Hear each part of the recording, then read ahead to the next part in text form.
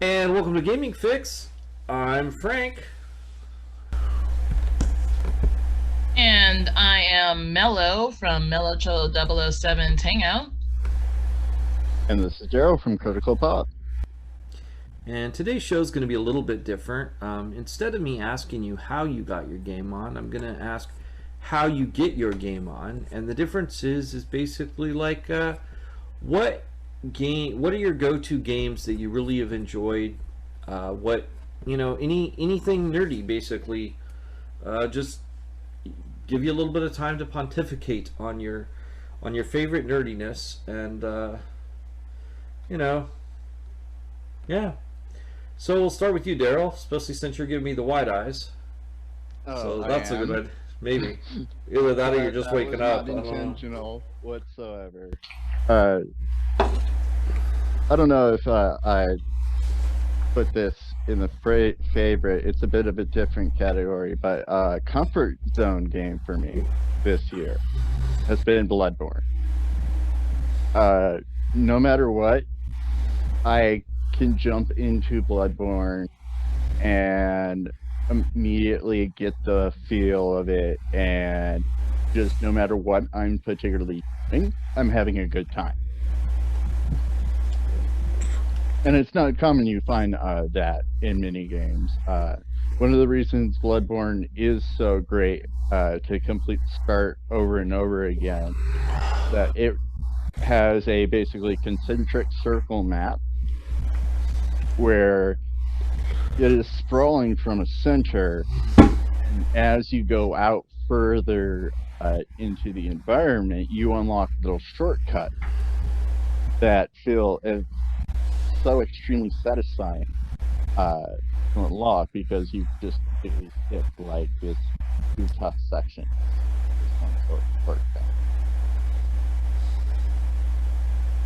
And other reasons, of course, the aesthetic of Stoker meets Lovecraft is something that I really love and think they did really well. Especially for a time, because this came out like 5 years ago, back when most Lovecraft stuff was in video games, kind of was a HUD, to say the least, or it was just vaguely inspired. You'd have tentacle monsters, but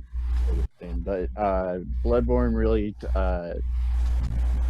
takes Lovecraft into the game both mechanically and aesthetically, even with a full what is it, the Shaga or something that Lovecraft writes about. It's hard to describe the thing, but it serves as basically a light tower, like a that you would find a lighthouse on the sea.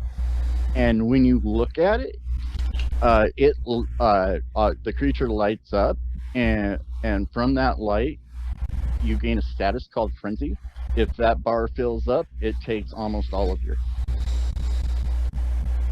But that's just one way they put the Lovecraft mechanics into Bloodborne, which is another reason why I have to really like that game and feel that it's my comfort zone game so far this year.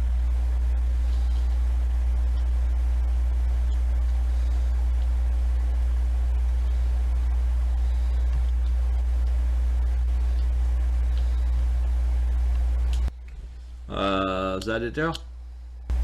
I'm trying to think if there's obviously a lot more I could go on about the lore, but I don't know the intricate details of which characters are backstabbing each other. Might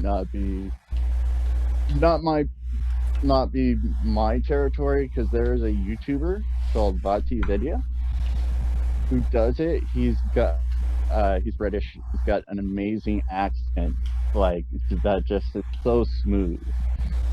And he does the Bloodborne lore video, like talking about the stories of the characters, because unlike most narratives where you actually have scenes of characters and stuff, games by this director Miyazaki, all his stuff, everything has already happened.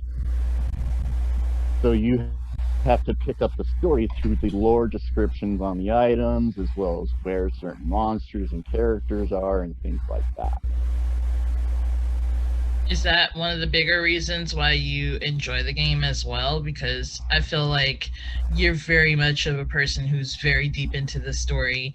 Like when you play Mass Effect, one of the things I remember you telling me about Mass Effect is that there was so much detail about the game. You're very much into the details of the game as opposed to just cut through the game and finish, accomplish certain goals and finish the game. You're very much into details and how the mechanics of the game work as opposed to just oh, here's the story and I don't care about anything else. Is that what if I'm not mistaken, is that one of the reasons why you like it too? It's interesting you bring up Mass Effect, because that is a game that I did spend a lot of time. In that game, they have a codex section of the menu, which lists everything from characters to major historical events to different species of aliens and weaponry, and how all the sci-fi stuff works, how the relays work. Uh, it's is quite similar to going through the lore item descriptions in Bloodborne, Interesting. to where they are small little supplementary pieces of information from the main experience that really flesh out the time and the details of the world and the shape of the world, which I think that does better to get across story's theme if that type of care is taken.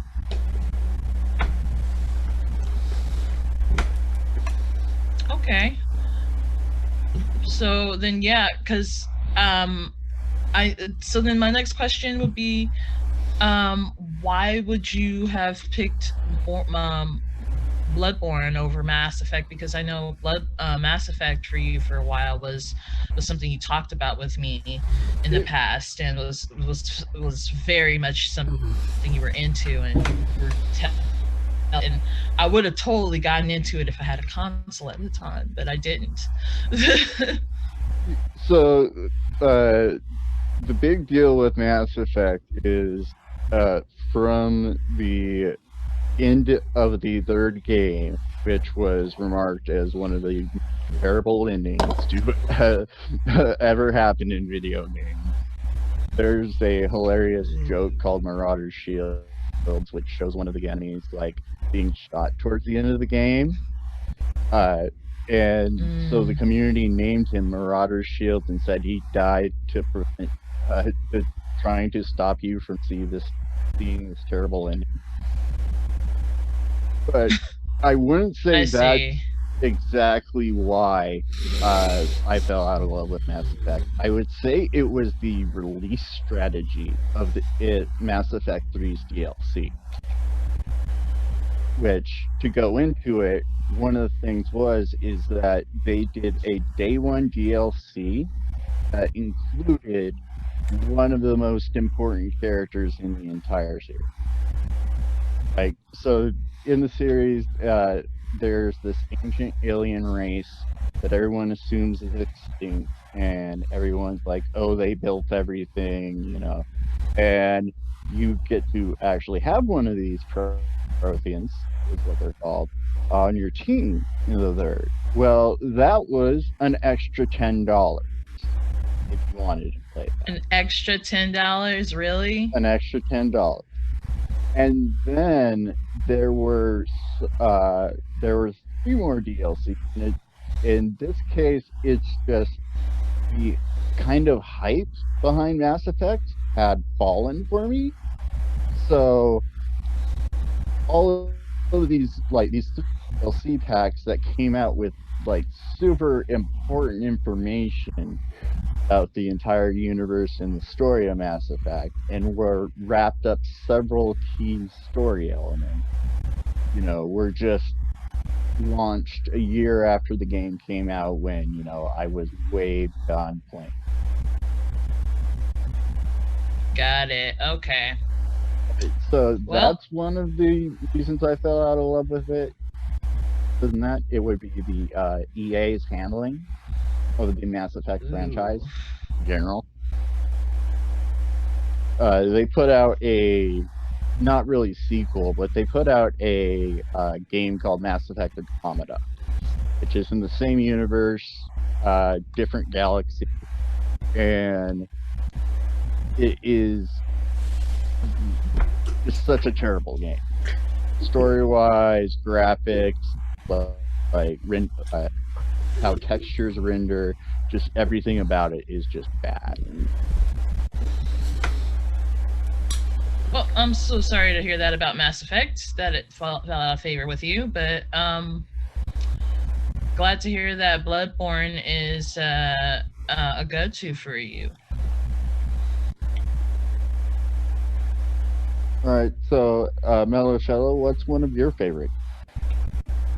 Um, one of my favorites is a game that I actually haven't played for Gaming Fix. It's something that I wish I had access to still.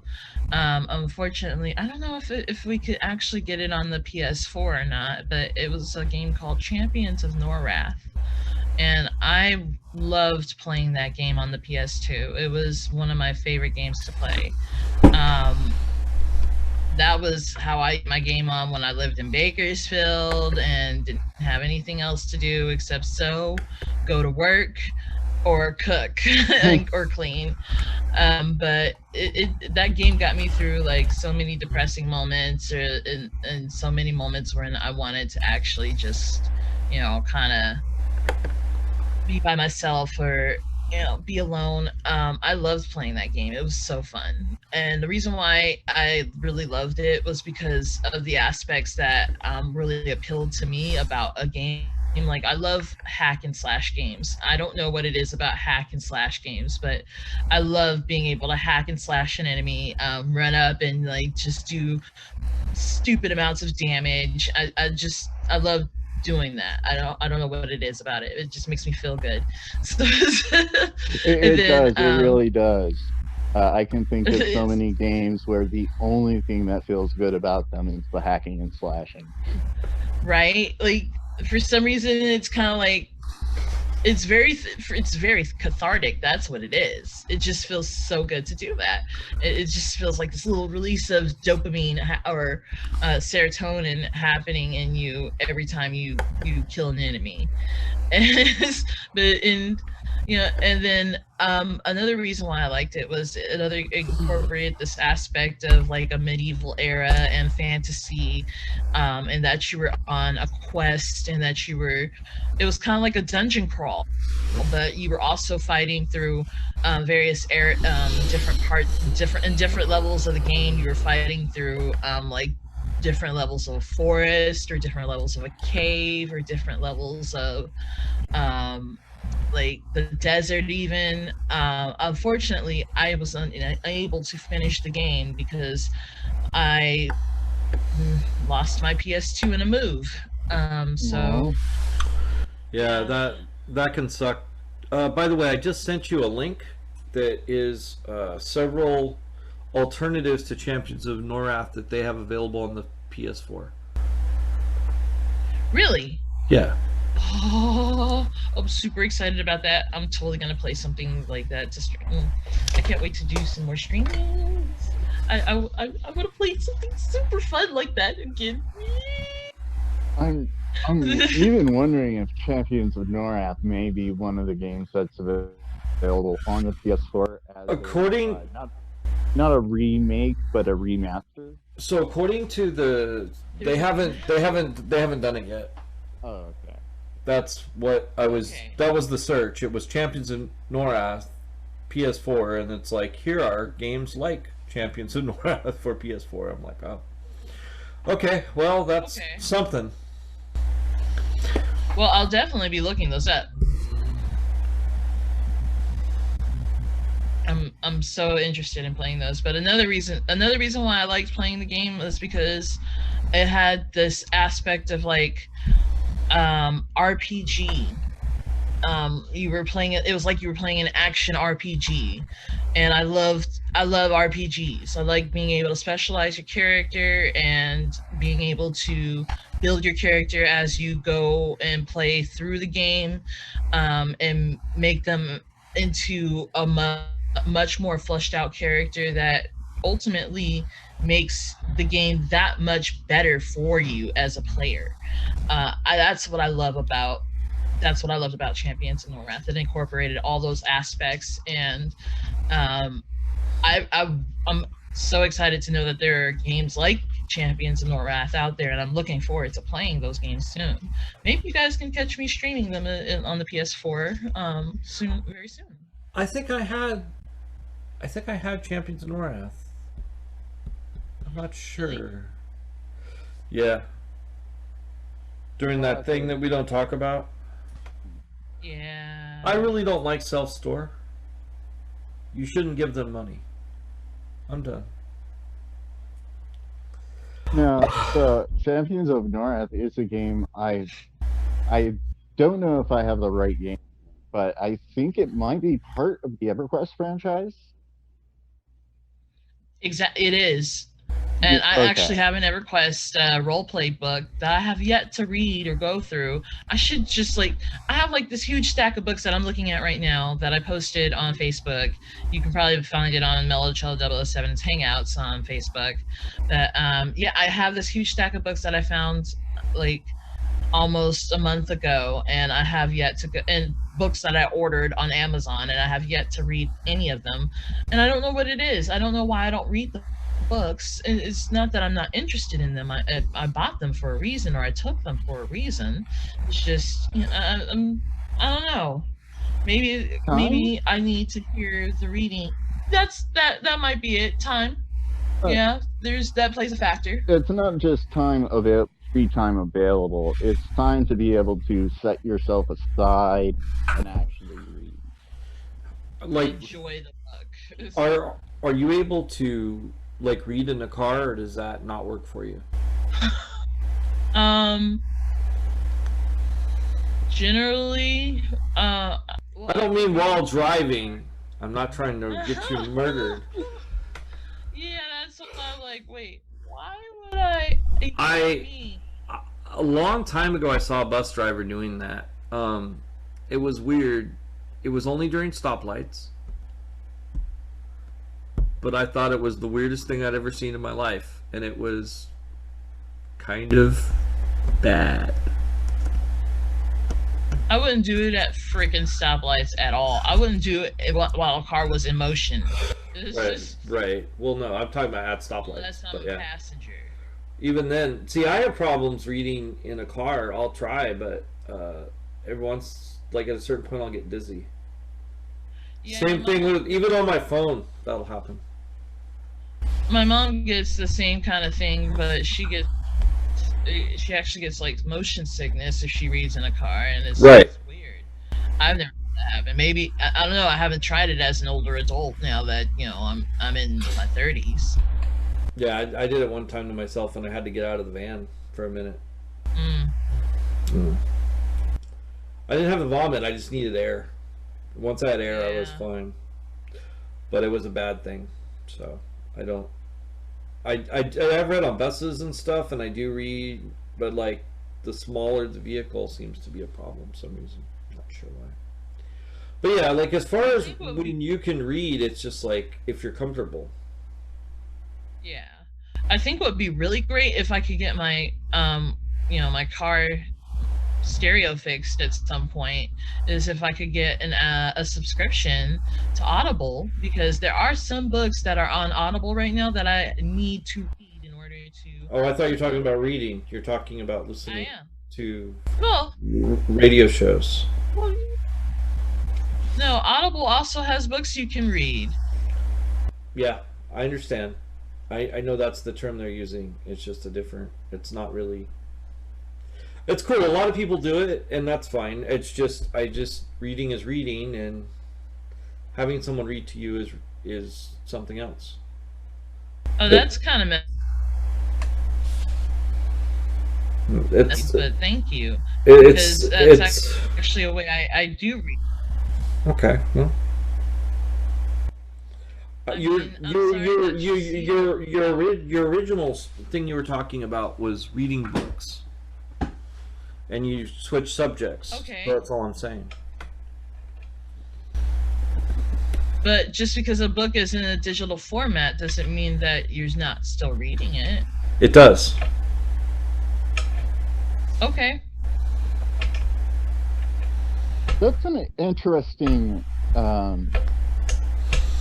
debate right there. Is listening to an audiobook is convey the same experience as the Right. reading the book by page? Well, see, the thing is, I don't have a problem. I think it's a good thing because you're getting the information and everything. I'm just saying, and you're getting it, but you're getting it kind of too fast for my taste, and that's my problem with them because I can't stop.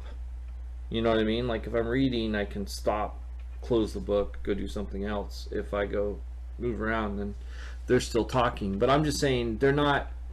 It's technically not reading, is all I'm saying, because reading means to read words on a page. And having somebody read something to you, it is an issue of semantics, but it is an issue. Reading is reading, and an audiobook is different. That's all I'm saying.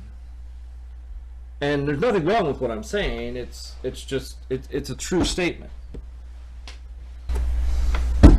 So you're assuming that when I listen to the audiobook, I'm not reading what's in the text on the digital copy, or is it just I'm not sure how Audible is set up because I don't have an account. Okay. So the way that read. yeah, that's not what it is. It's literally it's their books on tape where basically someone is reading to you. So it's not like you're reading along. Okay. So that's my only reason. That's why I'm saying it's not reading. That's all. Yeah, and they're typically voice acted. Like some are really really good. Going through zero punctuations. The guy who creates that in Croshaw has a book called Damn I'm Going Through on audiobook. It is just the book being read to you. It's not the book being read to you with simultaneous.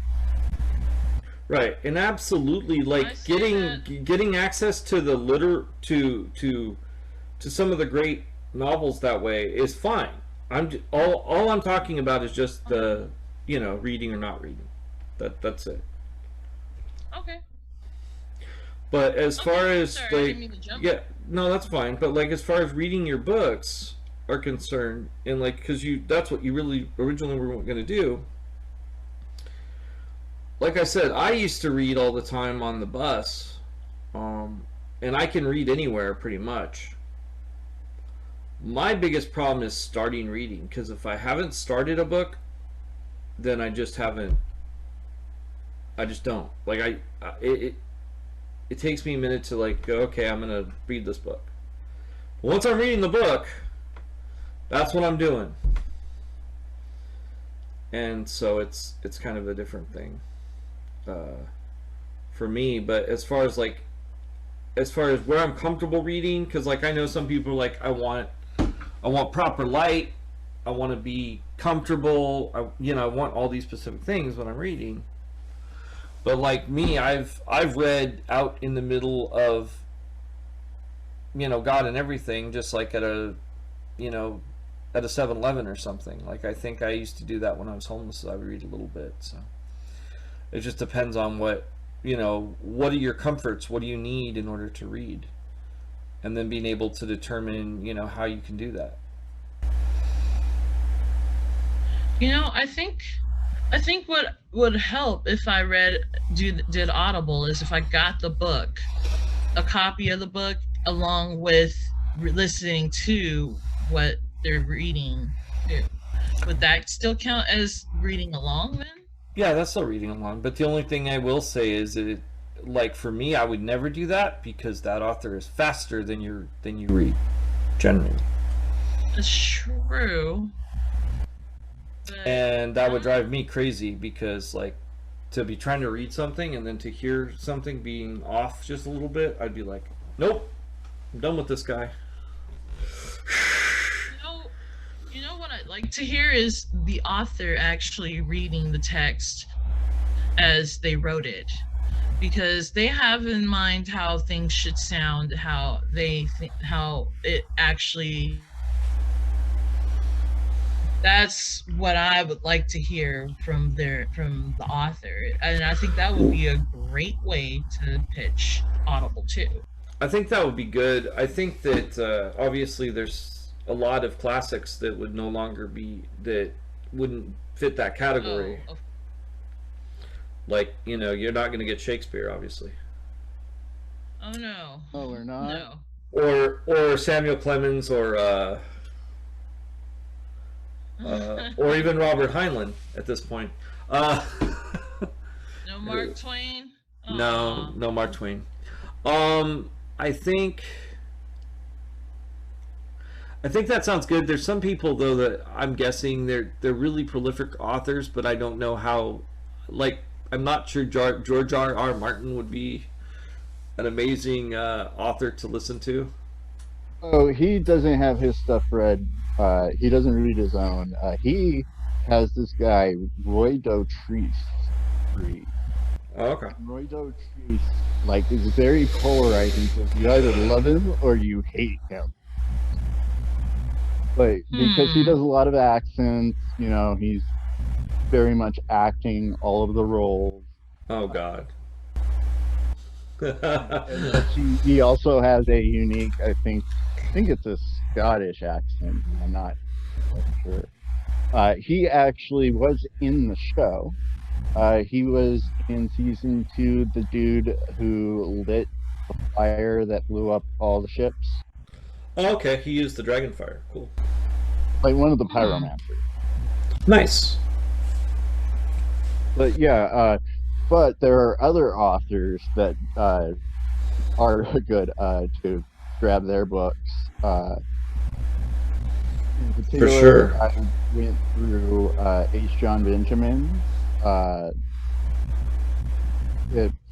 trying to remember the name of the book. It's something like It's Okay to Fit. Okay. I know it's something close to that. But by the way, H. John Benjamin is also the voice actor of Archer and Bob from Good Burgers. Oh, okay. Cool. It's a book full of his anecdotes and a life story of his of situations of failing, and he did the Audible audiobook, and it is really good. It's funny. At first, I thought that Archer was, but it's funny because Stephen Colbert didn't help that. Like he did. They made a cartoon of me a long time ago. It was Archer, and it's funny because like you totally looked like him, and then like as far as the voice kind of sounded like him too. So it was funny. But I've always like connected Colbert with Archer, even though they're not technically.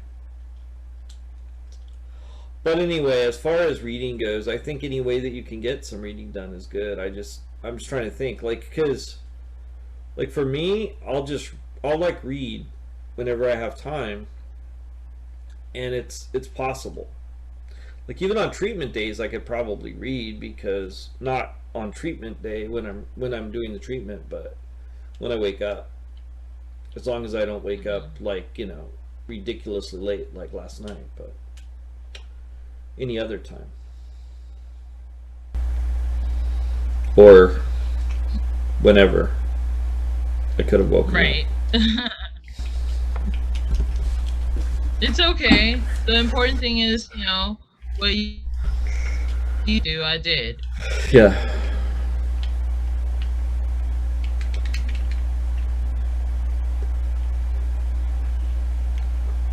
You push yourself a lot, Frank. You do a lot. Yeah, but you know, there's more. I would rather do more. I know.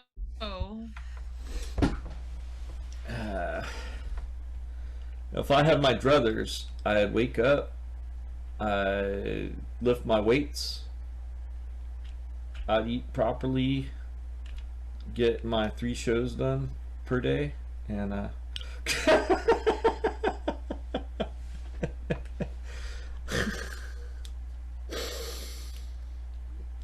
get my stories in, get my sketches all written, and but that might be unrealistic expectations of myself. I don't know.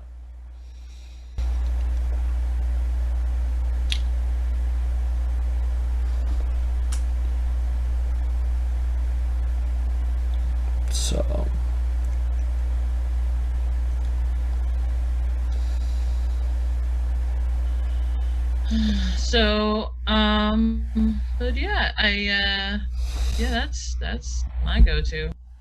all right. Well, I'm going to go back to the question I asked, which was, how do you get your game on in general? Which meant that I was going to, you know, you guys each picked single things, which is fine. But I am not a single thing type of person, so I will go in on a couple things that are my go-tos for gaming. And one of those things that I really like, that I think a lot of people know, that I've mentioned quite a couple times, even though we don't really have a show on it, but you know, and there might be down the road, because I really would like to tell people like how I collect, because I collect Transformers, but the way that I collect is much different than everything that I see on the YouTube and all my friends and how they collect. And even like you know, the person that's like most known is, you know, kind of like the economics guy who really does get the best deals. I am still along the lines of, oh, well, that's cool, but you know, I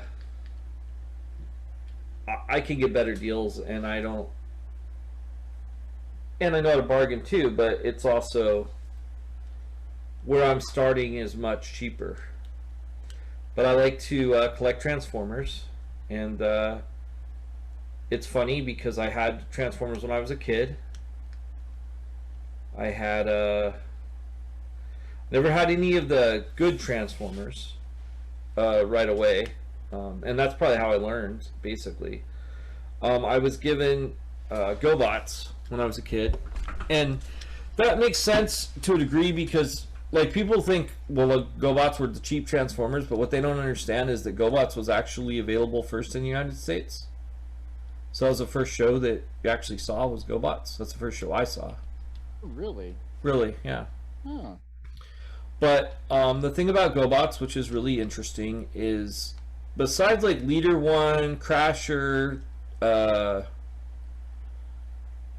some of the iconic villains and the iconic heroes, they had faces and heads. But everybody else was just like a bent over car. And it's like, this car windshield is this guy's face. So that was kind of what I got. So I had 2 Porsches that you bent them down, and then their face was they're called, both of them were like a type of Guardian or something. One was a silver Porsche, one was a black Porsche. They were pretty much the same mold. And then I finally got a Transformer from my mom. It was a Pipes. They didn't have Legend scale or any kind of weird scale back then. It was just like mini Transformers or something, because it was like, you know, yay by yay. It's the same size as my little flower pot thing. And that was my first Transformer. And then I got and then like later through different places, I got like a monster from GoBots, and I got a Metroplex finally. We got that at a garage sale for like nothing. Like, it's crazy like how much that Metroplex is for how much we paid. I wish I still had it. It was $15, and picked up an Ultra Magnus for like I think $20 or something like that. That was like complete with the, which is like the, basically it's like, if you haven't watched Transformers, it's like the Optimus Prime, but it's like a little white Optimus Prime, and then it's got like a red, white, and blue car carrier, and then you take the car carrier and you form it around him, and that's his armor. So this was my first collection, and I took all that, and I was like, it was really weird. I felt like, and I don't know why, when I was the ripe old age of 16, that I should be done with that. And my cousin, who's actually famous, who's an editor for Hollywood now, my cousin had a bunch of Star Wars, and he was keeping it. And I was like, at the time, like, well, I'm a kid, I can enjoy those things, you should just pass it on to me. Like, I had that feeling, right? So when I was 16, I'm like, you know what, I'm gonna do the right thing, and I'm gonna give it to my cousin. So I gave it to my cousin, Mike, and I gave him like all my Transformers. And it's funny because like eBay prices on those Transformers at that point would have been pretty high, but I wasn't aware of it at the time. Actually, no, eBay wasn't around yet, but still, they were worth a lot. And then, of course, he was like, "Oh, give me these Transformers. I don't know what I'm supposed to do with them." And like, that's what he said to me. Like later, he's like, "I don't know why you gave them to me, but you did." And I'm like thinking, yeah, I wish I hadn't, because they are worth some money. they were worth a lot of money now. So then my mom, when I was 20, no, like, oh man, I think in my early 30s. Yeah. In my early 30s, my mom gave me an Optimus Prime, because she liked to get me surprise gifts and stuff. And I was talking to her about it. I'm like, it's really cool when you get me a, something I hadn't thought of. And she got me an Optimus Prime from like the worst franchise. I think it's what is it? I think it's Dark of the Moon. No, it's Revenge of the Fallen, which is, I hate that movie, by the way, because there is a scene where there is a baby Transformer in a placenta being born as the main evil villain is talking. And that's one of the reasons I hate the movie. But that and Megatron wearing a cloak, that was really irritating to me. Because like, people are like, "Oh, that's a badass scene." It's like, but that's stupid. Why does Megatron need a cloak? Was he trying to, he wasn't trying to hide out, because it's like, honestly, it's funny, the same exact scene happens in the last Transformers movie. Ultra Magnus is trying to make a deal with in the new cartoon, the Netflix cartoon. He's trying to make a deal with Megatron on the sly, so he's walking around in a cloak. And it's just like, dude, you're giant ass robots. Why would they go, "You know what I need? I'm just going to put on a cloak. No one will figure it out." Not like I have any specific, things poking out anyway, or... It's like, really? This is ridiculous. So yeah, that's one of the things, was like Galvatron in his cloak. But anyway, so I got that, and I started a collection, and it was a pretty cool collection. And most of the collection I got by just shopping around swap meets and just picking things up. Like, I had a Target Jazz, or I would get deals at Comic-Con. But it's funny because like some of these some of the things that people are paying for, because they're buying the third party and stuff like that, it's just not something I would get. I don't like to pay over $100 for my Transformers. Like, I bought a Devastator for 200 and something, but that Devastator was, one, a special edition from San Diego Comic-Con, and two, comes with 6 robots, because it's a Devastator. So there's the Constructicons, so you're getting full set, nice, So for the price, it wasn't that bad. Okay, for I a have full I have a set. question. All right. Go ahead, Daryl. Oh, go Heather. Okay, I have some questions. Um, what to you, Frank, makes you justify spending $200+ on Transformers? Like I said, when I have a transformer when I've got like 6 transformers at 200, that's for like basically close to a masterpiece, like $30 a piece or something like that. Which most masterpieces are over 300, 400. So it's like a little bit specialer of a transformer that would usually go for something like 15. So it's not that big of a jump to me. And like I said, it was a special edition. Well, I see the deal there, but okay, a lot of people don't understand why you would pay any amount of money for a transformer. So Well, that's what I'm asking. that's on them. I mean, I like Transformers. I mean, it's not. I mean, I don't have to justify why I like something. I mean, I could tell you, and that's like the whole crux of the show. Like, really, I mean, that's our whole thing is that someone doesn't have to justify why they like something. But as far as like, I don't know how to explain that because it's like, well, do you like giant robots? If you're like, no, then you're probably not going to buy a transformer. If you don't like things that transform into cars or whatever, if that's not your thing, then you're not going to want to spend that money. But if you are, then you are. Okay. And I'm not I've always spending. been kind of in Go the ahead. middle of those two positions. Because I really love toys and collectibles and figures and special editions. But especially like after being homeless and having lost everything and just, you know, taking care of myself on my own. Oh, for sure. I mean, With that, like, it's like, oh my God, I want to go get those collectibles, but geez, can I really do that? well, it's obviously it,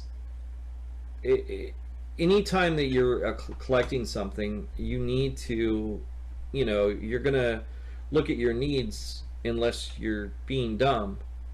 You need to feed yourself. You need to make sure that you have housing. You need to make sure that all your bills are paid. But after all that, then I'll get something. But I do have a little bit of a weird thing in my head now. I mean, I got to admit it. Like, I think even if I had a decent amount of money, I would probably maybe buy a bot or something like that. But I don't know if I would buy like even a deluxe right now. I don't know. It might take a minute to get where I'm comfortable with that. And I don't know. And that just kind of comes there, with the way things are. That even though like I might be like, okay, the state has said that they're gonna be giving me X amount of money for X period of time, so I know that I'll always get this money, so I know that this is a perfectly safe thing to do, but at the same time, I don't know. It's weird, and then I have no problem like spending money on Disneyland, and that will probably never change. It's a weird thing. I don't know. Like buying something that's like actually a solid little thing is something that I actually have trouble doing because like the amount of money that I had to have before I got the Devastator was a lot of money, and it was more money than I've usually ever had. And even then, I was like, well, I don't know, because when I had the first chance to get it, I didn't feel like I had enough money to get it, and I had a decent amount of money when I went to Comic Con. Like it was more money than I've had ever going to Comic Con, and I still was like, I don't know. Instead, I bought my mom a lot of books, and I didn't buy myself a Devastator. So, a lot of times, I find that I will, I kind of do automatically what you're kind of, what you're saying to me is, I really do feel guilty about spending that kind of money a lot of times, but not on events as much, but on things, yes. And so sometimes, like, I found when I'll be walking around with actual money or like a gift card or something, I will walk around the whole place and then not get anywhere near as much as one would think I would have. That's just a thing that's kind of like it's always been with me. I think it's also because I was taught kind of, I don't know, like new is special. New is something you don't always get. If I was at a swap meet, if I'm at a swap meet, I will clean up a swap meet. But if I'm at a mall, I will not clean up a mall. And sometimes I wouldn't be surprised if I spent the same amount of money. It's just something in my head.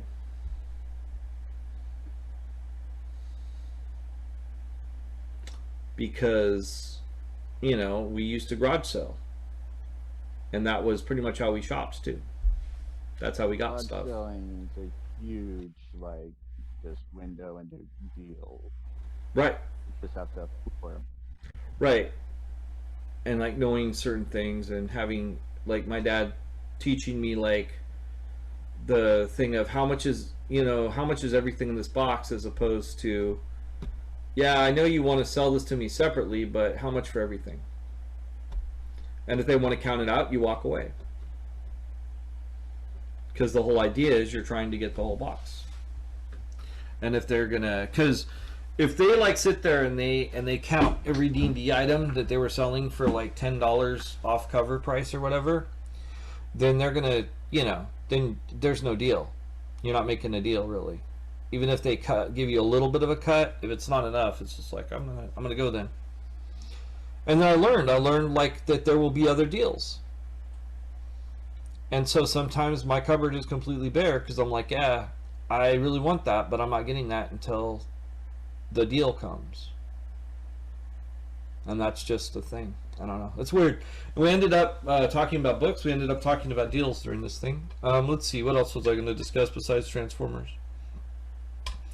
Also, I watched the cartoons. I watch G1 and G2 and G3 and Beast Wars, and I've watched Beast Machines, and I've been trying to watch the animes. They're not good. I think, what is it, Union, or I can't remember which one I'm watching right now. That's the one that I was able to get. I won't say how. But yeah, that's kind of what I do with Transformers. And as far as my go-to game, I think most people know it's Final Fantasy a lot of times. I really like Final Fantasy and all of its iterations. Anytime that I can get a game and like I see Final Fantasy or Kingdom Hearts, either of those two are my go-to. I'll just grab those, and I just enjoy playing them. Lately, while playing Final Fantasy, I've been having some serious problems with the joypads, and I found out that the joypad has an issue where apparently the ones for the NES Classic, you move it like an inch and it'll move like 2 or 3 inches instead every once in a while, which is really, really obnoxious.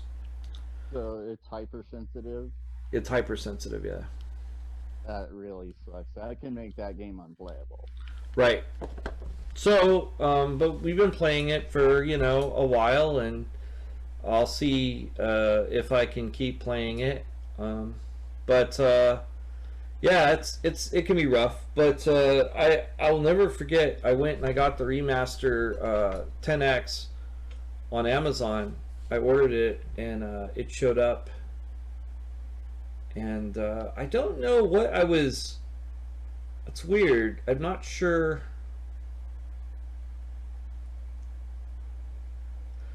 I'm not really sure how I paid for that.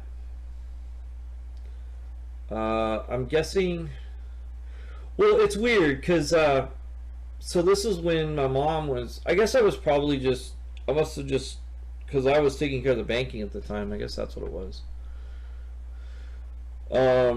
Yeah, that's probably how I got it. But I was playing Final Fantasy X, and I was really liking it. I love the graphics. I liked playing on the sea turtles and playing in the water, and it was a fun game. I had a lot of good times on that one. I liked playing Final Fantasy IX. Just all the different. I like playing the Final Fantasy games. It's something I enjoy. It's my go-to in gaming. I always have a Final Fantasy. I always have a fighting game of some kind and a racing game of some kind. And like that could be anything from Clay Fighter to Rage, or just pretty much anything that's just, a nice fighter. And then like I like a car game because I'm kind of a car guy, so I like to race. Even though I'm like deathly afraid of getting behind the wheel, or I would be deathly afraid of behind the wheel if I hadn't actually driven before. But the experience of driving in a car game makes me feel like, if the driving was the same, I would just be like, well, I'm not driving, I guess, because I don't want to end up in an embankment and dead, because that's how most of that car driving goes. Physics with some video games and cars, like, it would not want that reality to exist. Right. I'd be like, oh, where are we going? Oh, and we're gone. Okay, well, Like, that cars sucks. just started exploding like out of nowhere. Yeah, exactly. But I've driven, so I'm like, no, that's not exactly how driving works. I'm not. It just doesn't work that way. I don't know why cars go that fast in car games, but they do. They go like ridiculous speeds, and it's really hard to take control back once they're moving. Not that would be good. Like, I can't imagine, because like if you could brake, and then like you'd be like stuck in the middle of the track, and then cars would just like be going through you, and that would be bad. But like, it's just crazy. Like, you'd be like, okay, well, if I hit the brake, we should stop. No, we're not stopping. I don't know why. And there's no thing where like you can just turn off the car. Just something my dad used to always say when he was watching like those action movies is like the guys would be driving and like the car would get out of control. It's like, no brakes. What are we gonna do? And he'd be like, turn off the freaking car. Because if the engine isn't running, it helps. It helps when the engine isn't running. It slows things down to a little bit. But action movies, I know. Well, just like that's a good shot right in the trunk. Boom! It's like, why?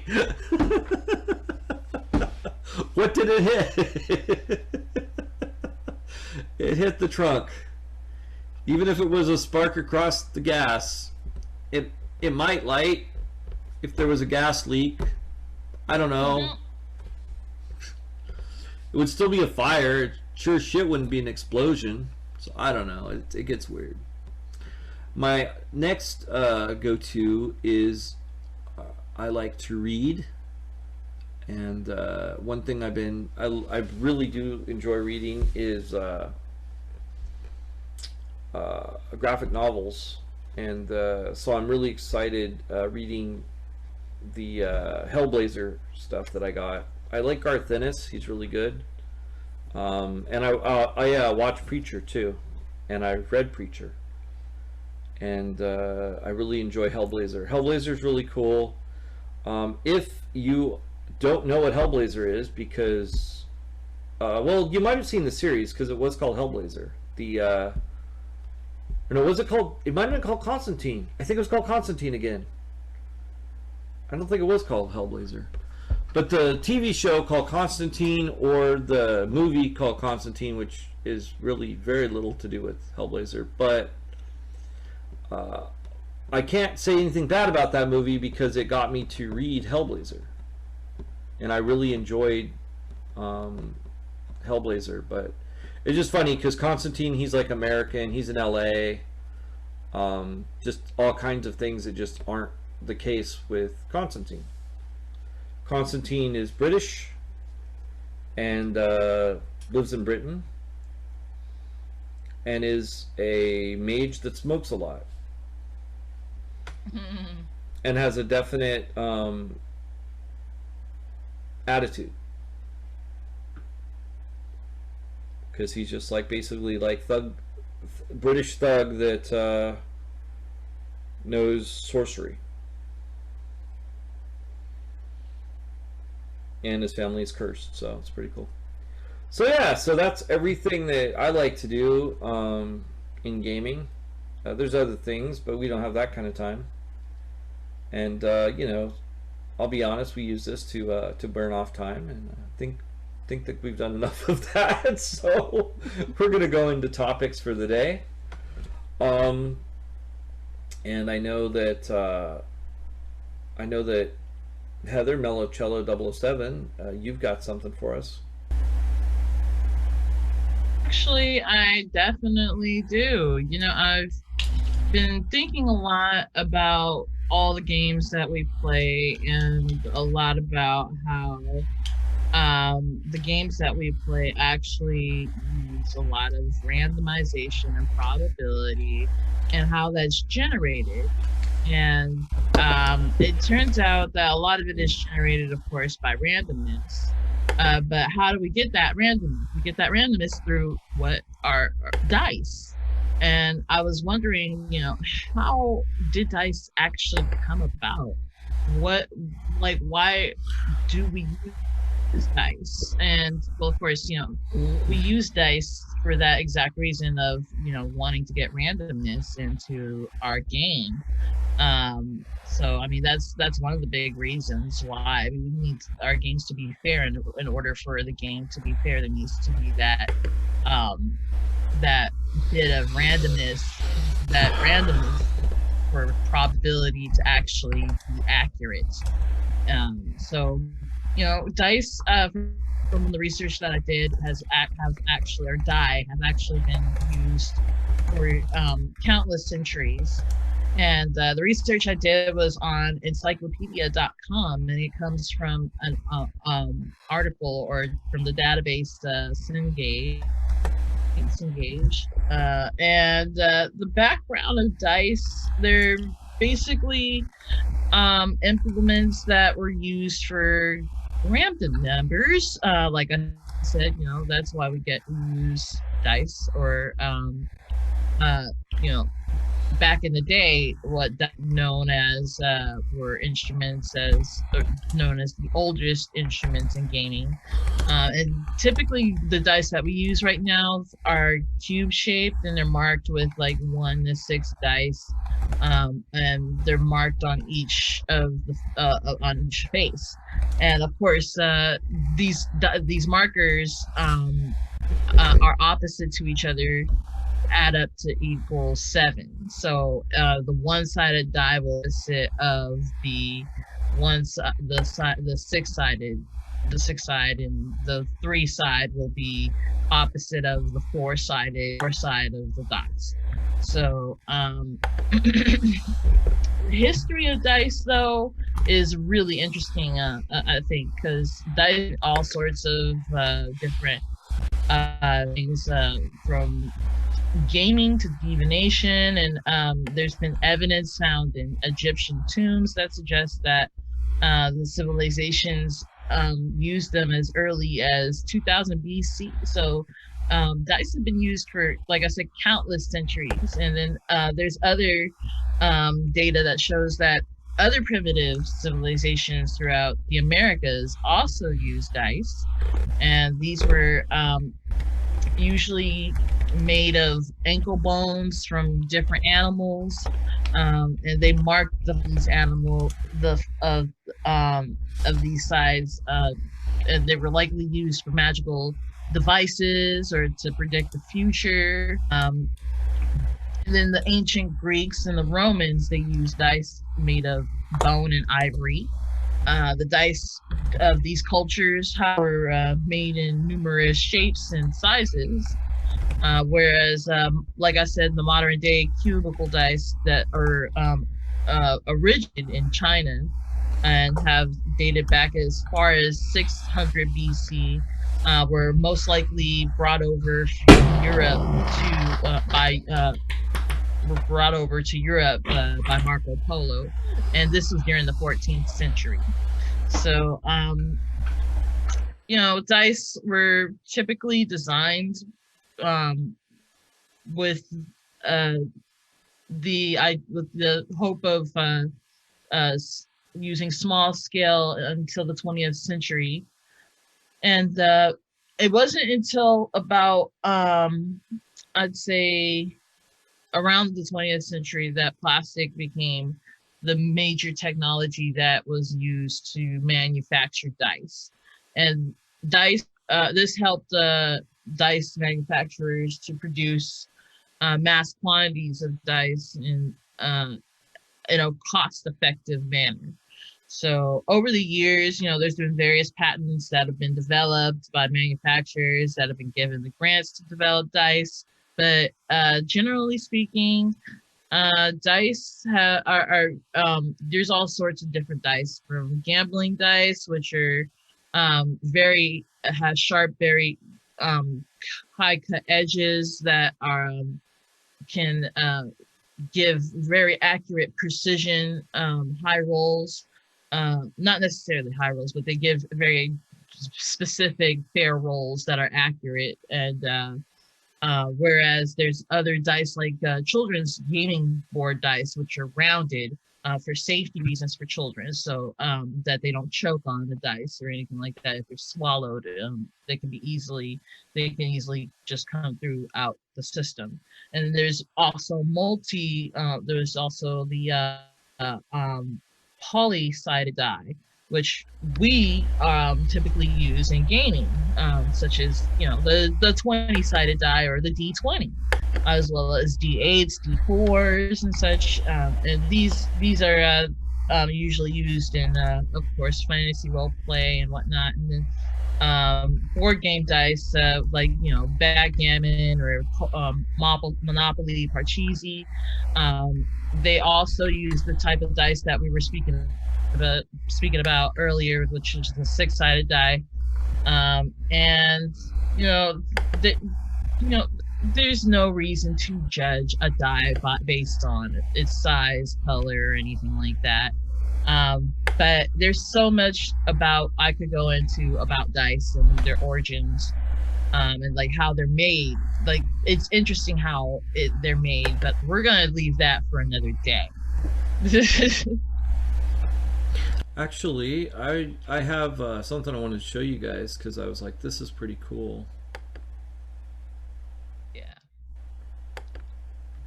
Because I wanted to talk about when you brought up dice, I had to show this awesome dice that I saw, and I saw this last night. Here's one of them. Oh my gosh, that is so beautiful. Right, I and love they have scarabs on them, and then like the color is just like an entirely different color than I've ever seen. Like they had a black set. There it is, right there. That one right there with the with Horus on it. And this is now a Kickstarter, and I thought, wow, this is really cool. They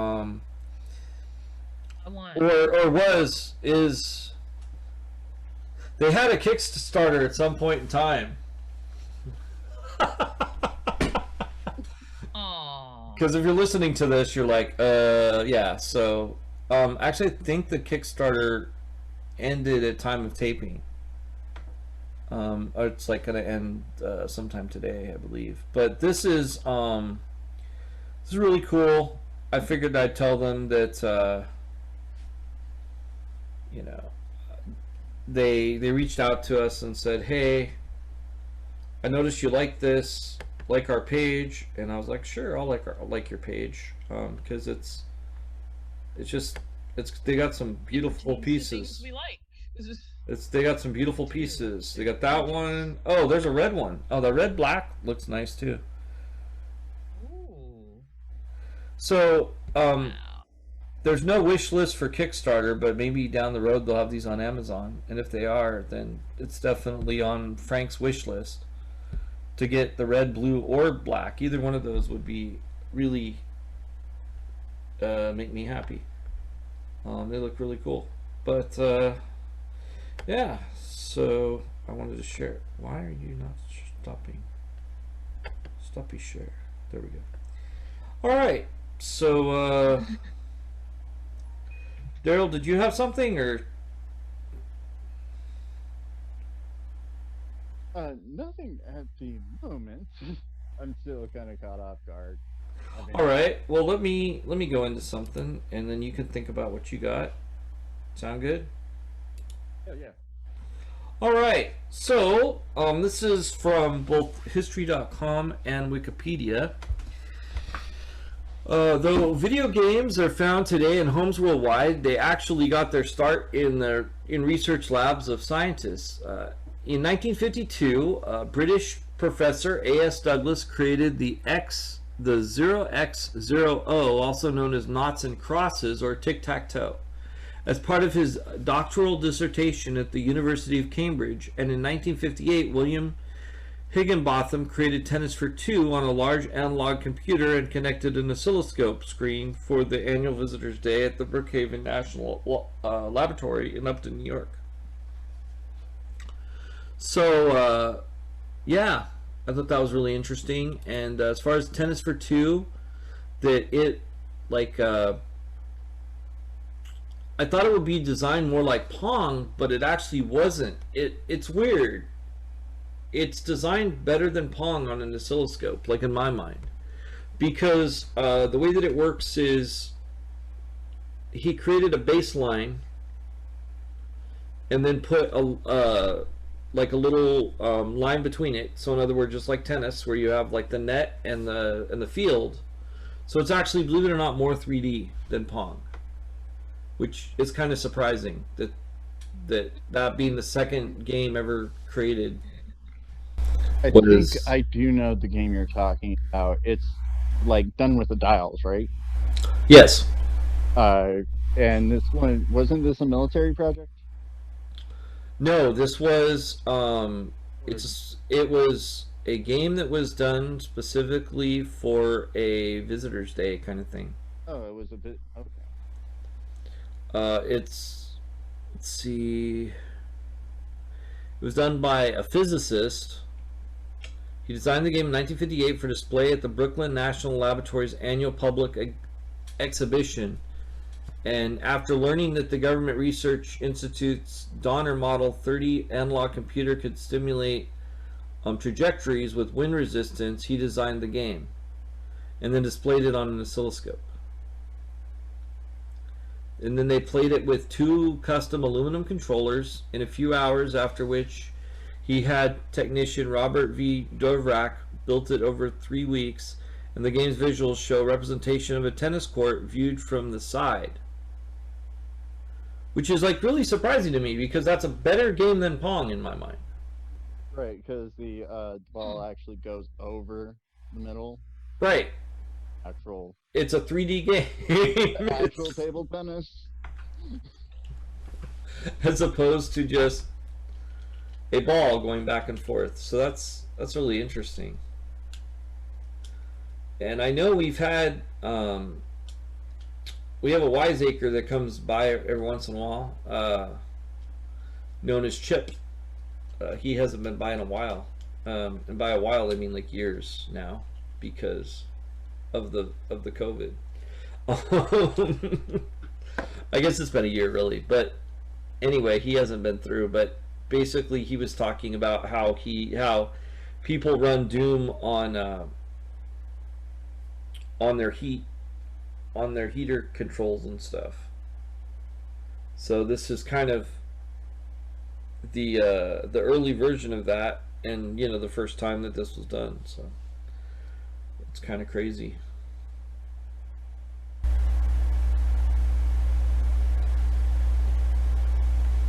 I don't know. What do you guys think about this fun? Very cool.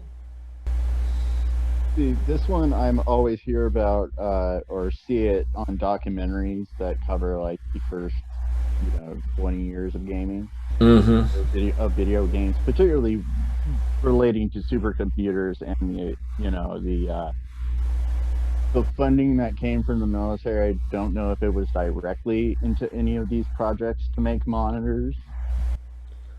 Okay, wait a minute. Wait a minute.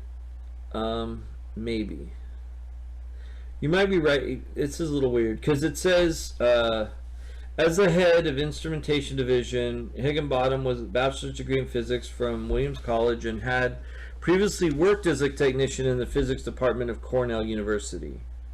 Okay. While unsuccessfully pursuing a PhD there, he served as the head of the electronics division of the Manhattan Project. But so he worked for the Manhattan Project at one time, but he ended up working at the Brookhaven National Laboratory. Oh, that's really interesting that he worked on Manhattan as well. It's also kind of shocking when it says that he was unsuccessful at pursuing his PhD. So that's a story for another time. I'm kind of curious, like what did he go do after that? It's like he's working on a PhD for physics, and he's like, now I'm gonna go do this other thing because it's way more fun. Right? And there's a lot of stories like that where people are, especially like in the 80s during business, but this wasn't in the 80s. This was like the 50s. So I wonder what he went and did, because like in the 60s things were more open and stuff, and even in the 80s things were like you could go do something else, but I don't know what you would do. I think you'd have a lot of you'd have a lot of blowback for career mobility, and like saying I'm gonna go do this thing because I find it fun, and not getting ostracized by everybody in the world. Nowadays you still get a lot of diehards that'll be like, well, now you got to take care of your family, Bob, and you might want to do that on the weekends, but you can't just shirk your duties like that. And but there was like way more of that in the 50s, I'm sure. Mm-hmm. Where it's like, well, I guess if you're not gonna get that kind of job, I guess you better go, become a gas jockey or whatever. Got to take care of your family. Better go stay in your lane. Yeah. It's like, I guess you thought you were smart as a physicist, but you couldn't cut the mustard because you're thinking about doing other things. I don't know. I'd love to find out his story. It just seems interesting. Anytime I hear mustard, I think of In-N-Out's animal style burger. Oh yeah. They fry the mustard on the bun. Oh yeah. Okay. Oh yeah. Sorry. Well, I'm not going to eat for another 45 minutes, so I'm not going to have this conversation.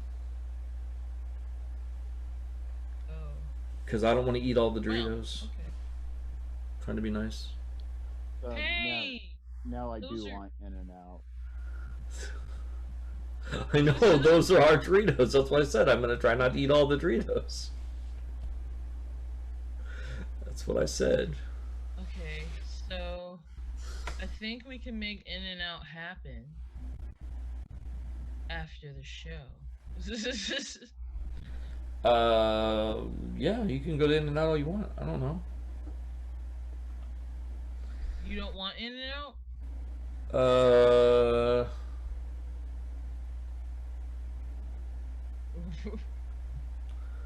I don't know. We'll talk later. Imagine this. Okay. All right.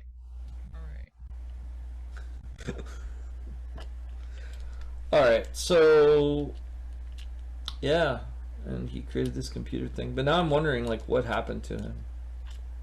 Just because it says he didn't make his PhD, I'm wondering.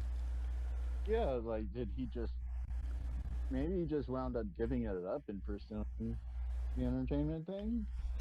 Let's see. Actually, you know what? Let's just follow this wormhole. We got things. Okay, let's see.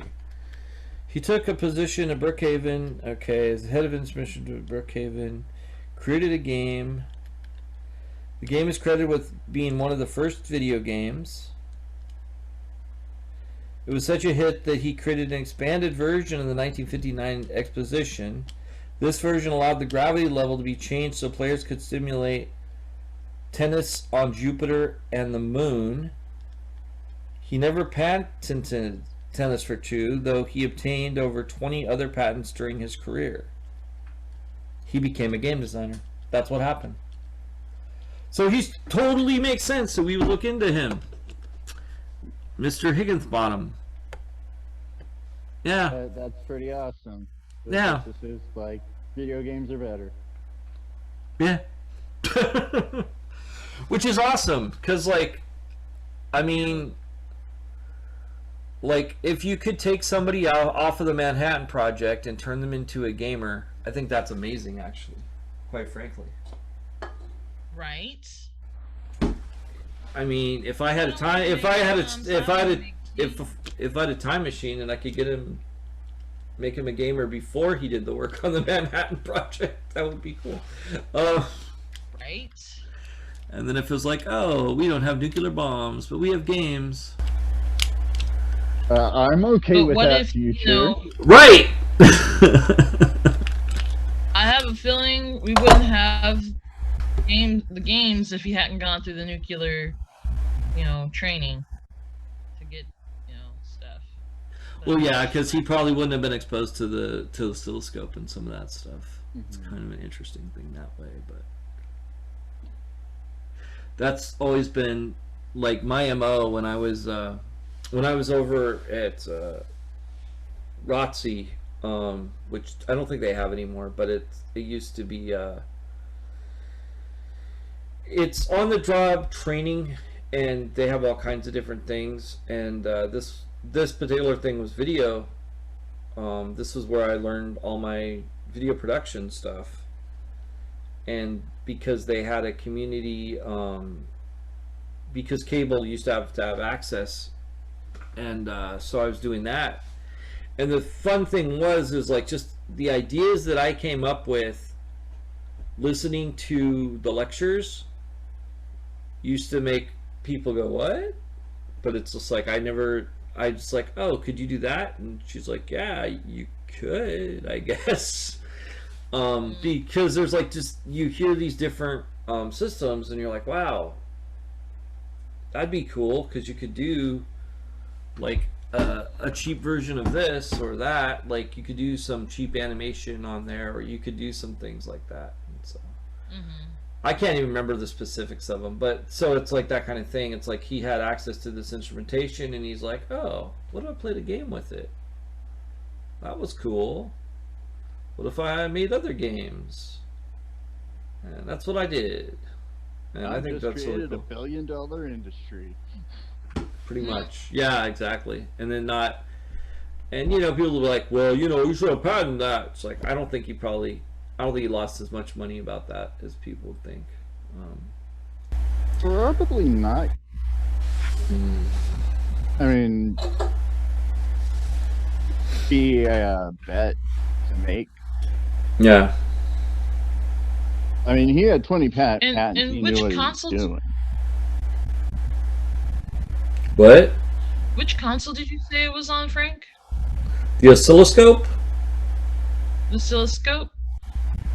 Do you have a picture of what the oscilloscope looked like? Do you know what an oscilloscope is? No. Okay, so it's a piece of instrumentation that's designed to find energy signatures. So it's like it's a piece of physics equipment. But here, I'll show you a picture of it, just so you get an idea of what we're talking about. That's why I was. Big and heavy. Yeah, that's why I was.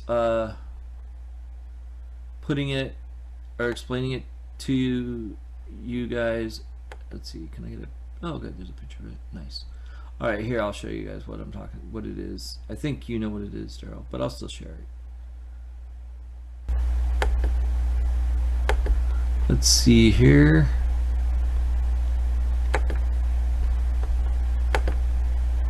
There we go. Oscilloscope. Yeah, it sounds big and heavy. It probably is. That's it right there. Oh, really? That's it? Yeah. Mm-hmm. Wow. So that's on a console, but that's what they played it on. Yeah. It's and then they just controlled the positions with the thing. This was like in the 50s, so I don't think you even have a first console until what, Atari or something like that. I think. There were a few before Atari landed to market. Oh yeah. Okay. Yeah, I'm trying to think if it. And we'll definitely be going into that because we are going to be talking about the history of gaming, so that'll be cool. Different games, though. By the way, I don't intend to just talk about the history of video games, but we'll talk about all kinds of different histories and stuff. Mm. So, do you have anything for us, Daryl? Now they give you some time. Well, not sure how much we go on this, but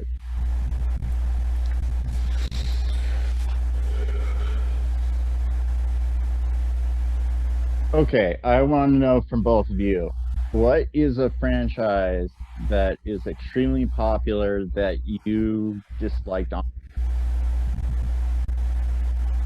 That I dislike predominantly? Almost immediately. Like before almost immediately? Before it hit its zenith in popularity. Like, okay, I'll just give my example. My example of this is The Walking Dead TV show. And The Walking Dead. It can be any of those kind of franchises. Awesome. Okay, cool. The Walking Dead TV show, I was still at a time maybe not super into zombies, but zombies were still kind of like, oh yeah, I'll check out things because it has zombies. And I'll like this thing because it has zombies. So it airs its first season and it goes into its second season halfway through. I don't know exactly why, aside that I really disliked the characters in the show, but this thing clicked where I was just, The Walking Dead is terrible, and I have not been able to go back. Every time I've seen it, I'm like, oh my god, this is just the worst thing ever.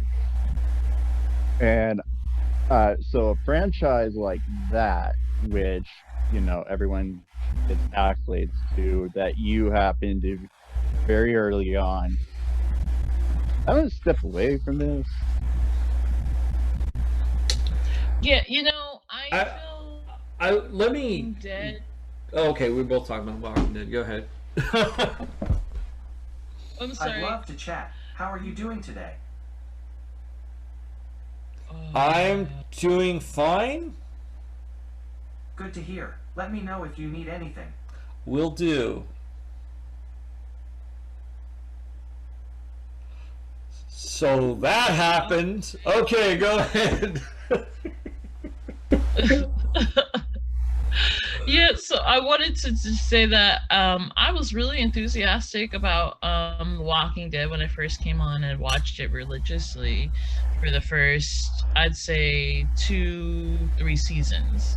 And then after like season 4, like between season 3 and 4, I kind of fell off the bandwagon. It was just like, Walking Dead, meh. Because it kind of got, there was no real end to the zombies.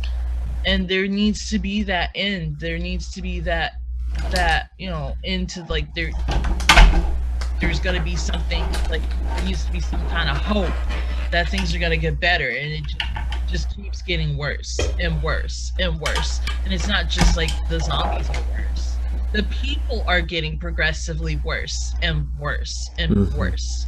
The survivors are worse. And it's just like, okay, I can't do this anymore. I don't want to see the bad. We don't want to see, I don't want to see people at their most desperate point being the most worst possible person they could imagine or ever be. It's like literally The Walking Dead is like, I don't know, it's kind of like watching the seventh circle of life. So I was gonna say about The Walking Dead. There's a couple reasons that I watched it till season 2, and it's weird. I was watching it before other people were watching it, and I never read the books, but it just struck me as, oh, this sounds cool. I'll check it out. And I liked Rick as a character and his family, and I liked kind of the one person dealing with the zombies, and that kind of was interesting. And then he found like a couple people, and they seemed fairly likable, and I was cool with that.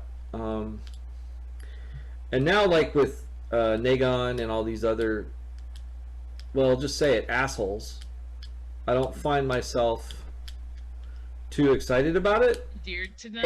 And I stopped watching second season because of like personal reasons. So it just kind of, I don't know, just never wanted to get back into it. But I'm not. But that's not that's not my franchise. But I'm just like commenting on Daryl's. Yeah. All right, so I am going to try and take over this to talk about my franchise because I know it's on other people's lists and I want to get it out first because I know it would be possible that someone else might be going for this one. It's low-hanging fruit, but I still don't like it. I actually got paid to watch the movies and then never got paid out on any of them because I used to get paid to watch movies by this movie watching company. Like you'd go and you'd watch the movie and they would pay you like 2 hours for getting information on them or whatever, and then per movie. And then sometimes if they wanted like to see the reaction of the movie first day or the commercials first day, they would say, yeah, you know, we can't pay for your tickets, but we'll reimburse you for your tickets, but we need you to do tickets on every single one of the showings and watch the showings and let us know what's going on. And I was able to get in, and I paid the ticket prices, but it's money I'll never get back, and time I'll never get back as well. And that franchise is Twilight. Twilight is terrible. It was terrible from the beginning when I first saw it on a book, and I heard somebody talking about it and saying that the line "will lay down with the lamb" was actually one of the lines in the book. When I saw my wife reading it, and then like looked at it because I was curious, and then realized that it was really big print, and the book was really kind of short actually. And then they made it into a series, and the series was kind of strange. I liked some of the effects in the movie. They were not bad, like as far as the vampire fights were some of the better ones that I've seen, and they were close to like the White Wolf writing and stuff. But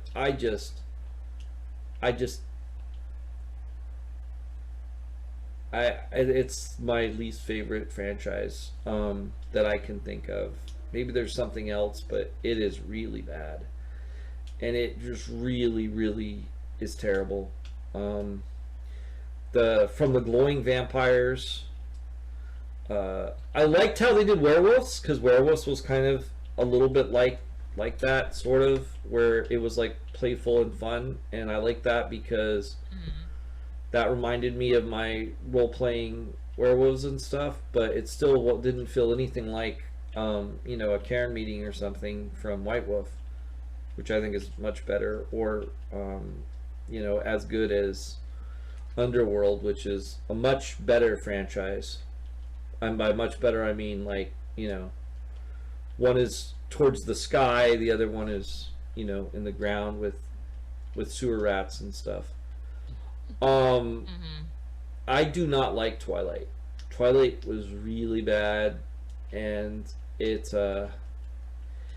almost like she doesn't know where she's going too, because some of the writing, it's just like, oh, and then we have this story, and then this part happened, and it's strange. Like, is she going to become a vampire? Is she not going to become a vampire? Is she just going to be, you know, I don't know. It just, I can't even remember. It's like that forgettable too, because I saw it, but I couldn't tell you like what happened in it, and I don't care. Like, if someone was like, someone corrected me, I would just walk away. Because clearly they consider this franchise way more important than I do. And I know it's low-hanging fruit. I know everybody, all the gamers and stuff, vampire gamers especially, hate Twilight. So I know it's easy low-hanging fruit, but you know, it's the one thing I was like thinking, like, man, it really is. I can't think of anything else. And the thing is like, I think some people would probably say I have poor taste as far as what I like, because I kind of like everything. I'm a lot like Kevin Smith in that. I do like a lot of stuff that people like say this is crap, and I'm like, but I enjoy watching this crap. Like, I like Green Lantern. I enjoy Green Lantern. Some people are like, Green Lantern is terrible. I'm like, it's not. It's really not that bad, guys. I mean, I think Green Lantern is a better movie than Twilight. Yeah. It's not saying much. Always a better movie than Twilight. That's me. Watching paint dry is a better movie than Twilight. Paint Dry, Part 3. Yeah. But, like, you know, and there's a lot of movies that I've seen wrecked that's like, this is the worst movie ever, and I've liked it. So, I mean, I know I have very expansive tastes. It doesn't take much for me to be going, that's cool, it's a good movie. Even if I paid a little bit of money for it, I'm like, that's a good movie. I mean, Dungeons and Dragons is not a good movie. I did not like it. Dungeons and Dragons. I enjoyed it, but that's just me. Because the writing on it was really irritating. Like, the whole a wand to control all dragons was like weird to me, because I've you know, read Dragonlance, and it's all about orbs to control one dragon, and that was a really good storyline. It made a lot of sense. And there was even this king that like fell into a nightmare land because he did not have the wisdom to control the orb. And I'm like, wow, that's really good writing if you think about it. And this was like a crazy DM coming up with something saying, well, what if you had a wand to control all the dragons? And like, I could make that movie 100 times better with just cutscenes of like, oh, come on, really? That's not believable. Like, just going back and forth to the, you know, to playing Dungeons and Dragons, and like just responding to like some of the things that are happening. And, you know, I think it would have been funny that way, and it would have worked.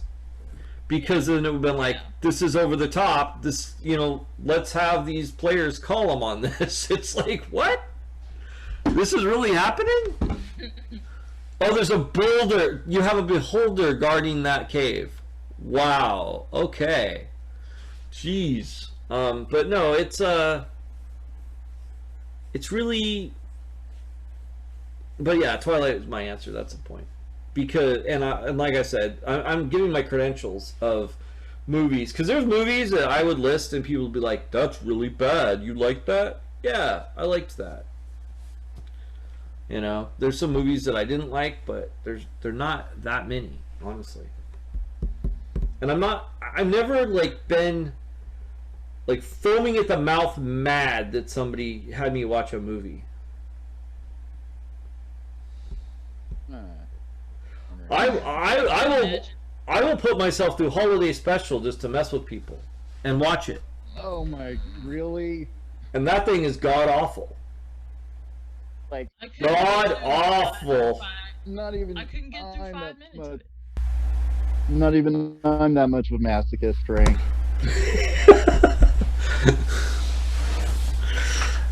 But you missed B. Arthur's song, or where Grandpa's pleasuring himself in the living room in the middle of the freaking.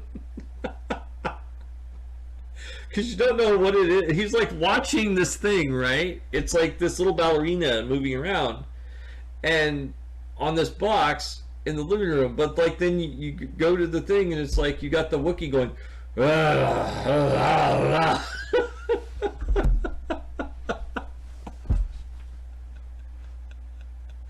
These are the things you missed by not watching the whole show.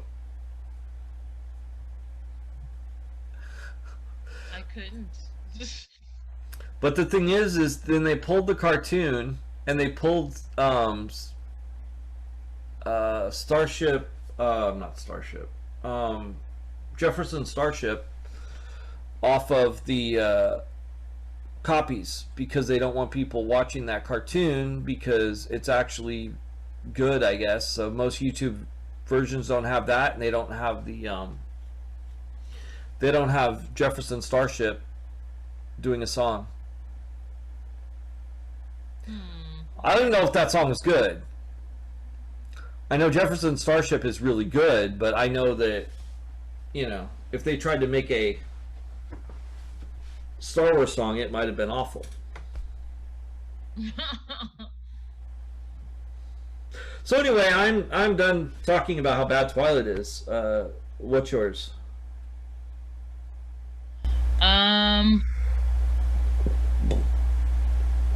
Say they are getting better now, but for a while mine was DC. Oh, DC? And it was, yeah, DC. And it was because their storylines were so convoluted and meow.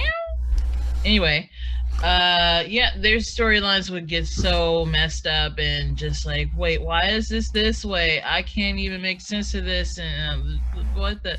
But then they cleaned it up with Infinity War. No, not Infinity War. That's Marvel. With Identity Crisis and Infinite Identity Crisis, and they tried to explain some of the multiple different types of characters that were throughout DC, and I was just like, wait a minute, there's a multiverse, and I was like, wait a minute, this sounds like some kind of stuff that some kid would make up. But then it, you know, some things started happening that would explain that a multiverse could be real in our world too. Okay, I'm okay with, I'm starting to be okay with DC now that their storylines are getting cleaned up a bit more. But it took me a while. It really did take me a while. I am shocked because I realize what you're saying, and like what I thought you were saying versus what you're saying is like perplexing. But I don't even have the wow. I don't know what to say to that, because basically you're like, yeah, you know what franchise? DC. You know, the comics? Yeah, I never cared for that. I'm like, okay, I don't. That's surprising. That's a massive property for sure. That's okay. It is massive property, and well, because when it comes to comics, and then everyone always asks, do you like DC or Marvel? Marvel, I'm every day.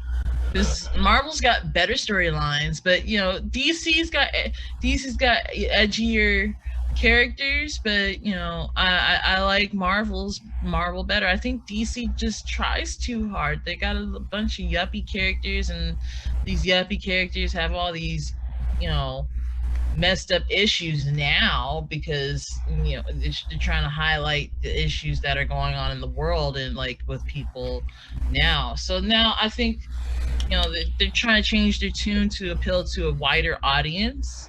And that to me kind of also feels a little icky too, because it's like you change to kind of, you know, get more buyers, get more money. That's the only reason why. I am trying not to argue with you. I'm not going to argue with you. I'm telling myself that over and over again. Not going to argue with you, because that's the opposite of the kind of things that we do. We you know, everybody is open to what they like, you know what I mean, but or don't like, and you know it applies both ways. But when did you start reading DC, and what did you start with? I started reading DC Comics probably back in like 2010, 2012. I was reading Green Lantern Rebirth. And that I loved. That was a great comic series. Then I was also reading Infinite Crisis and Infinite and Identity Crisis. I also read Watchmen. I loved Watchmen. Just loved Watchmen. Well, Watchmen's its own thing. I thought Watchmen was a part of DC. It is, though. I would count. They bought it. He's pissed though. I would count the works of Alan Moore to be in their own little thing. That makes sense. Yeah, the work of Alan Moore. Unfortunately, technically, it's not part of DC.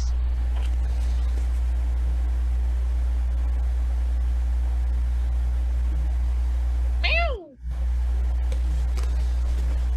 Meow.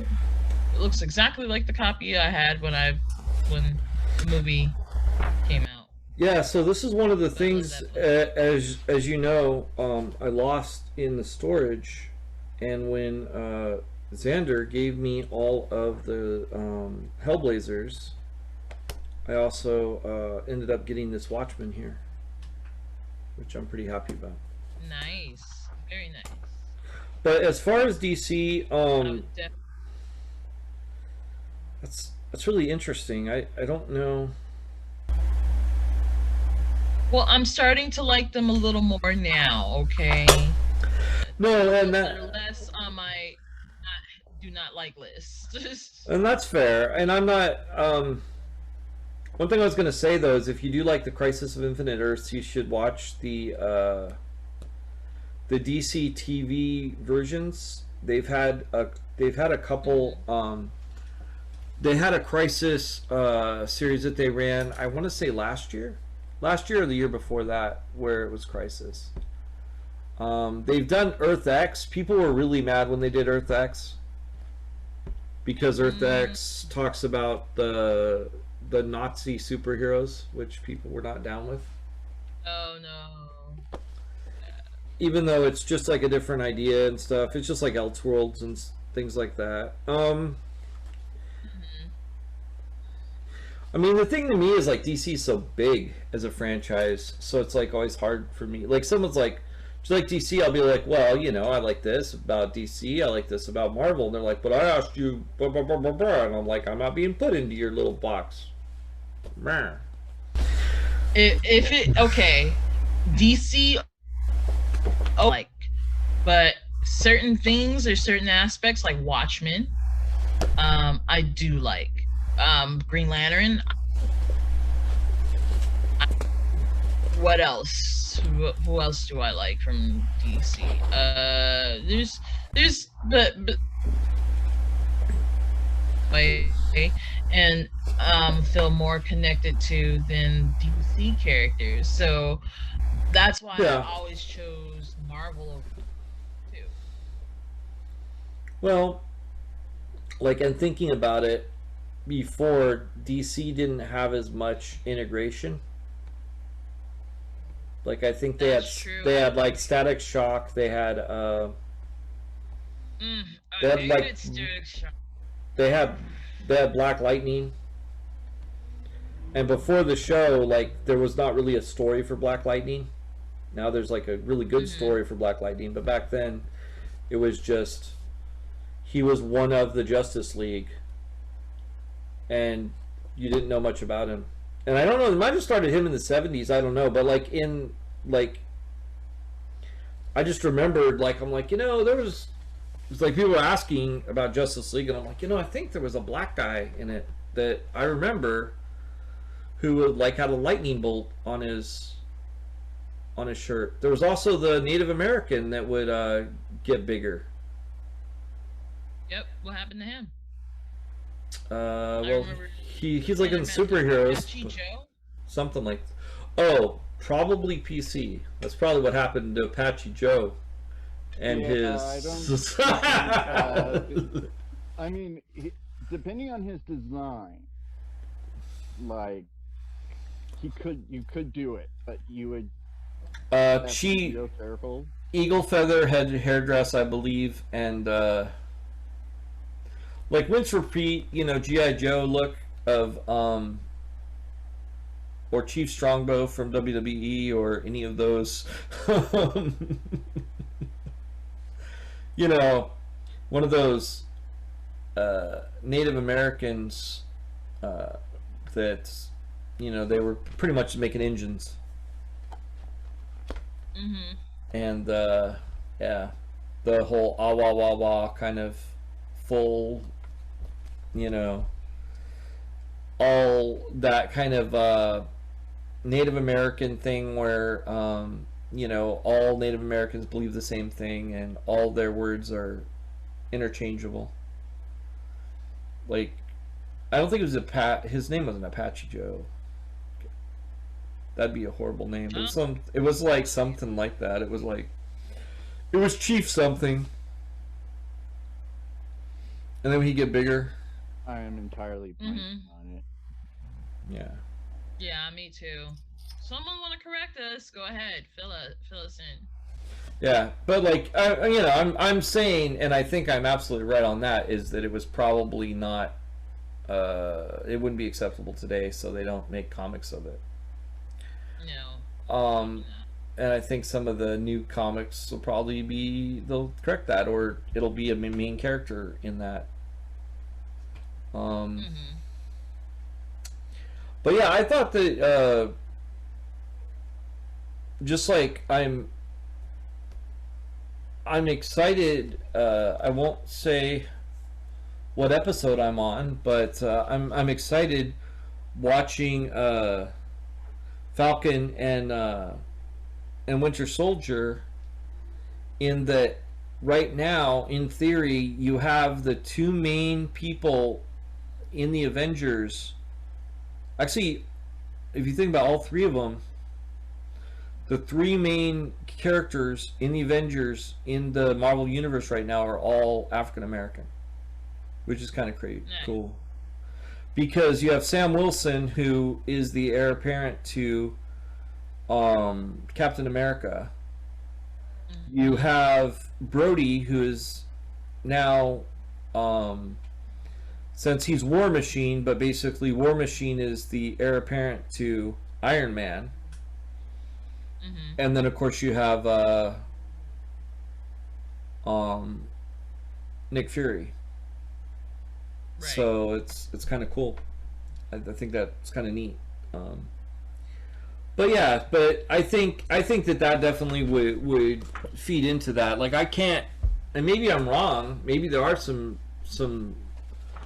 you know, like I said, correct us if we're wrong about DC and there being like a lot of representation originally, but I don't think there was. I think that if there was, it was kind of just like very token. Like Super Friends had a token feel to me as far as who they had added. Yeah, I could see that.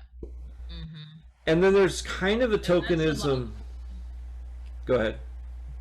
Go ahead. I was going to say there's kind of a tokenism where they say, okay, this is an issue that I heard about where they were talking about making a black Superman.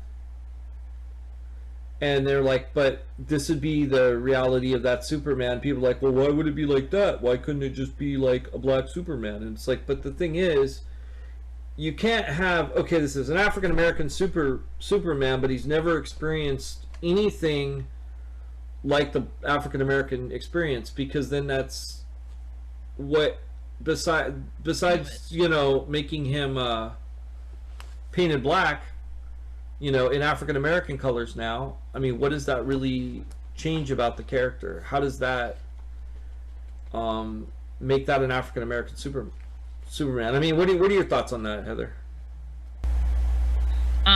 Yeah, I think that's a lot of the reason why I felt like I couldn't identify personally with Static Shock.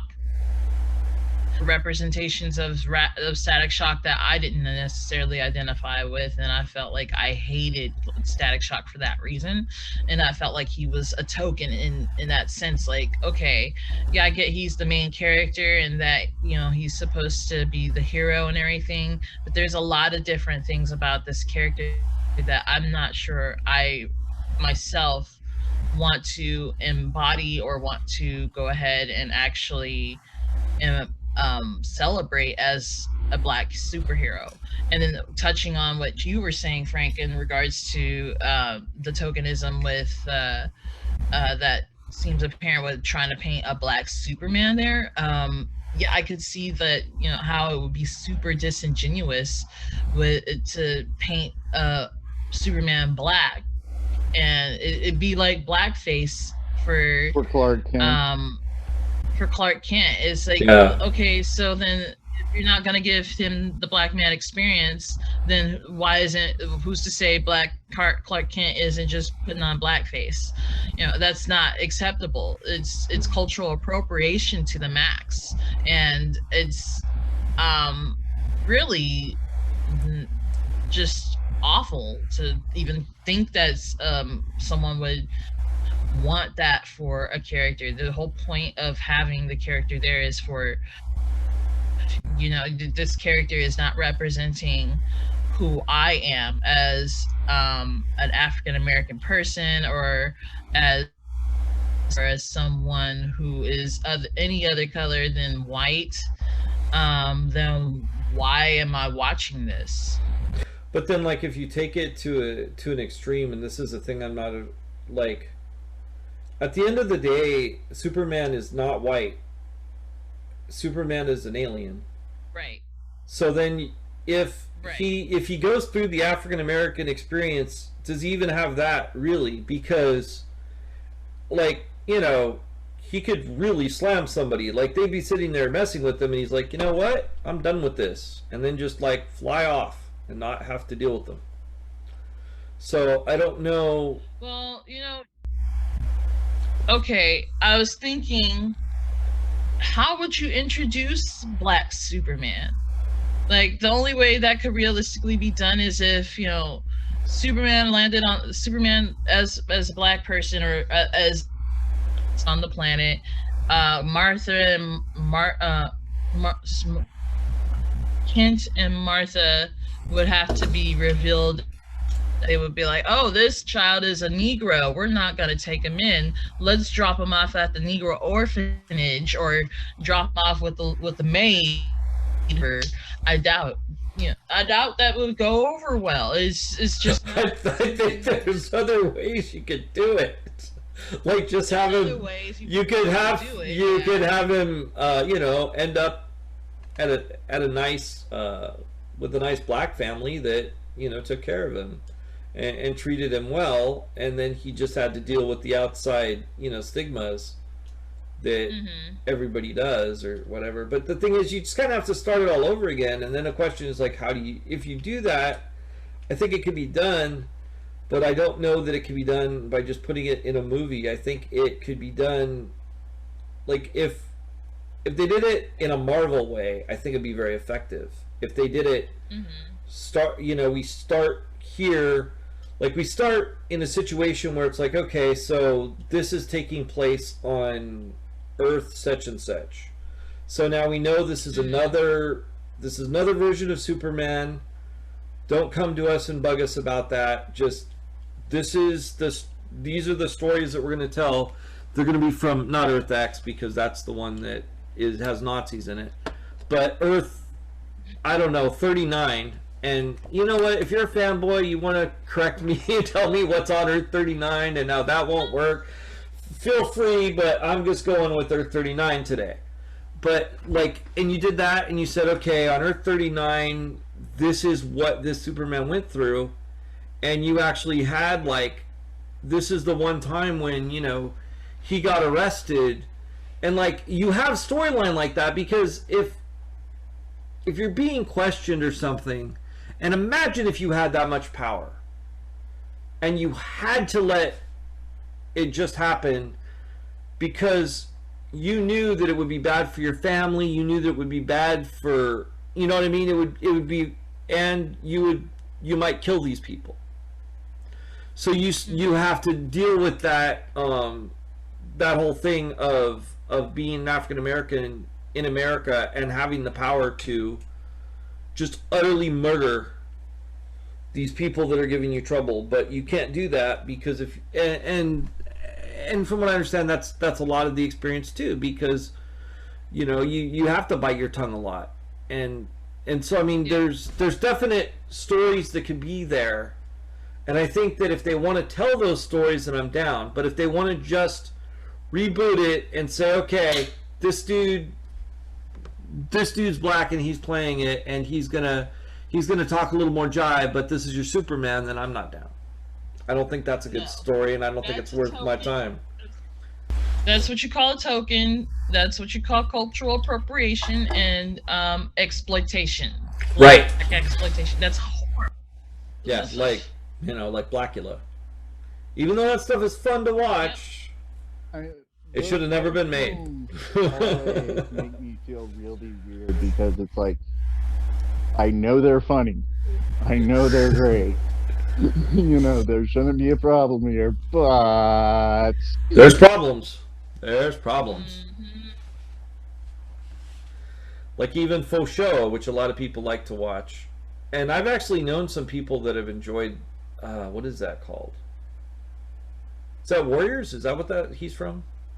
You mean the Warriors movie? Oh no, that's Black Kung Fu. Black Bruce Lee, I think it is, or Black, something like that. Bruce Lee Jackson or something, I think is the name of this movie. Something like that. Some people really enjoy that. Bruce Leroy. Bruce Leroy. Oh my It's God. it's something like that. But I got told about it from African American friends who were like, "Yeah, this is funny." I'm like, okay. It's like, I think this is the funniest thing. I'm like, okay. But I don't know. It's interesting, and this has been an interesting episode. And the way that you can help us out is by going on to TeePublic and supporting us and buying a t-shirt, and the money goes to us. Just go on to TeePublic/stores/GamingFixx FIXX, and we really appreciate that. But this is actually the end of the show, so have a great day, everybody, and thanks for tuning in. Bye. Bye-bye. Thank you.